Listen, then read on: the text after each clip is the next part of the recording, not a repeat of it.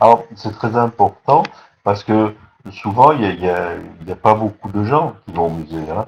Il y avait une enquête qui avait été faite sur 1 millier de personnes interrogées dans la rue. Quand, pour la dernière fois, avez-vous eu l'impression d'être face à quelque chose de beau? Vous voyez, c'était la revue Beaux-Arts qui avait fait cette enquête. Bon, les gens, ils mettaient en premier, en premier, c'était quand même plutôt la nature, oui, la beauté de la nature. En deuxième, c'était la beauté physique. Et puis en dixième, c'était dans un musée. Vous voyez, ça arrivait en dixième après le ciné, la littérature, des choses comme ça. Donc finalement, les gens, en règle générale, vont pas aller au musée très peu. Vous voyez, enfin bon, ça se développe, il y a des effets d'exposition, il y a des effets qui vont attirer plein de monde, il y a un peu de snobisme parce qu'on en parle, mais c'est pas spontané. Donc les enfants, ils auront peut-être pas l'idée, si les parents n'y vont pas, d'aller au musée. Vous voyez, si par l'école on les amène au musée, ils vont comprendre que c'est fait pour eux, qu'il y a des choses, ils vont y prendre goût et après ils vont y tourner plus tard. Donc vous savez, c'est un moyen d'échapper euh, à ce qui peut un peu nous limiter. Vous voyez, c'est un moyen d'ouvrir notre esprit, de s'apercevoir que ça existe. Donc si dès l'enfance on va au musée, on aura peut-être envie d'y retourner. Tout dépend comment sont organisées les sorties, mais ils vont aimer. Il y a des choses qu'ils vont aimer. Ils aimeront peut-être pas tout, mais ils vont aimer. Ils vont savoir que ça existe et donc, ils auront envie d'y retourner.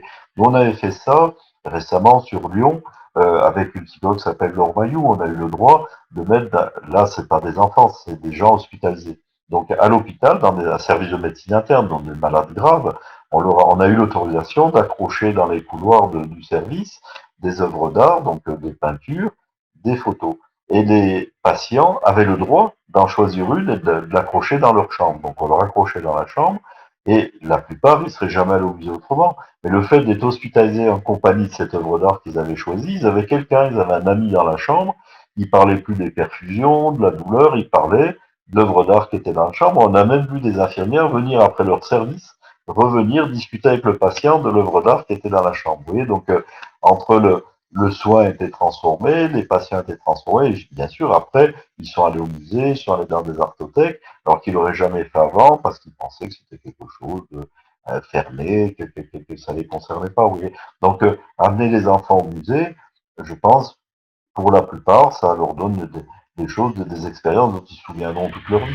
Et donc, ça leur donnera envie d'y retourner. C'est bon. Il ne faut pas que les musées ferment. Il faut les maintenir ouverts, tout au moins. Parce que sur Internet, c'est quand même moins bon. Vous voyez, il faut être s'il y a un peu de pixel, vous n'êtes plus devant la vraie œuvre d'art, il faut l'original. Pour que l'influx passe, pour que ce soit le maximum de sensations, il faut être devant l'original, pas devant une copie.